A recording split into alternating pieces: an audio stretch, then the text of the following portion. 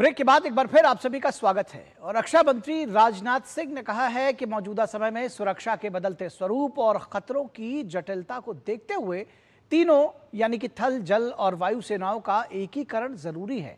उन्होंने कहा कि आज के दौर में जिस तरह से अंतरिक्ष और साइबर स्पेस के क्षेत्र में आपस में गहराई से ये सब जुड़े हुए हैं, बेहतर विकल्प यही है कि हम इन चुनौतियों का मिलकर सामना करें।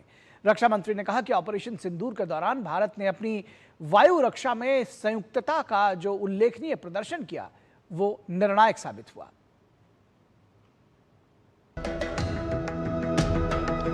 अभी हाल ही में हमारी सेनाओं ने ऑपरेशन सिंदूर को अंजाम दिया। ये ऑपरेशन इस बात का प्रमाण है कि जब हमारी सेनाएं मिलकर काम करती हैं तो उनकी साझी ताकत कितनी बढ़ जाती है। ये बात रक्षा मंत्री राजनाथ सिंह ने वायुसेना द्वारा आयोजित त्रिसेवा संगोष्ठी को संबोधित करते हुए कही।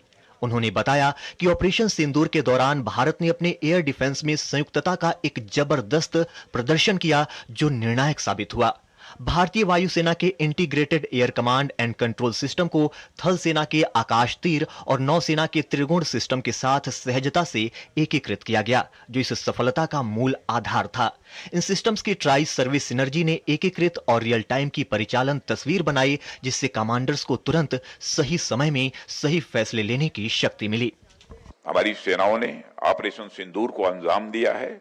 इसके लिए मैं आप सबको और तीनों सर्विसेज के अपने सेना के अधिकारियों और जवानों को मैं बधाई देता हूं। और यह ऑपरेशन इस बात का प्रमाण है कि जब हमारी सेनाएं आपस में मिलकर काम करती हैं तो उनकी कंबाइंड स्ट्रेंथ कितनी बढ़ जाती है, यानी बड़ी से बड़ी चुनौती का भी मुकाबला करने में वह सक्षम हो जाती हैं और उस चुनौती पर विजय प्राप्त करती हैं। रक्षा मंत्री ने जहां सेना के तीनों विंग के साझा प्रयास और तालमेल की तारीफ की, वहीं उन्होंने साइबर हमले और सूचना युद्ध का भी जिक्र करते हुए कहा कि इन चुनौतियों के संदर्भ में यह बात उभरकर सामने आई है कि यदि हमारी सेनाओं के साइबर सुरक्षा तंत्र अलग अलग मानकों पर काम करेंगे तो उनके बीच अंतर उत्पन्न होगा। ये अंतर हमारे विरोधियों या किसी हैकर द्वारा प्रभावित किया जा सकता है। इसलिए साइबर और सूचना युद्ध के मानकों को भी एकीकृत करना आवश्यक है। रक्षा मंत्री ने कहा कि 21वीं सदी में सुरक्षा का स्वरूप पूरी तरह बदल चुका है। खतरे पहले से कहीं अधिक जटिल हो गए हैं। सेना से जुड़े लोगों का भी मानना है कि आज की परिस्थितियों में सर्वोत्तम विकल्प यही है कि तीनों सेना के नेटवर्क मिलकर इन चुनौतियों का सामना करें। हर एक सर्विस जो है आजकल नेटवर्क सेंट्रिक है, तो नेटवर्क ऑपरेशंस जो हैं उनको हमेशा ही साइबर थ्रेट रहती है। और अगर हम कल को जॉइंट ऑपरेशंस की बात करते हैं और अगर आर्मी के रेडार्स को एयरफोर्स को इन्फॉर्मेशन देनी है या एयरफोर्स के रेडार को आर्मी को इन्फॉर्मेशन देनी है या नेवी को बीच में अब लाते हैं, तो अगर लेट्स से एक सिस्टम अगर साइबर प्रूफ नहीं है तो वो दूसरे सिस्टम को भी वल्नरेबल बना सकता है।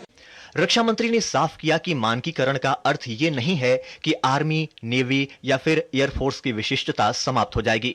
तीनों सेनाओं की अपनी ताकत, विशेषता और कार्यशैली है।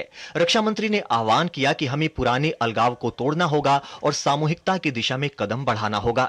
जब तीनों सेनाएं एक स्वर, एक लय और एक ताल में काम करेंगी, तभी हम हर मोर्चे पर विरोधियों को करारा जवाब दे पाएंगे और राष्ट्र को एक नई ऊंचाइयों तक पहुंचा पाएंगे। विशाल बैरिस्टो के साथ ब्यूरो रिपोर्ट, डीडी न्यूज।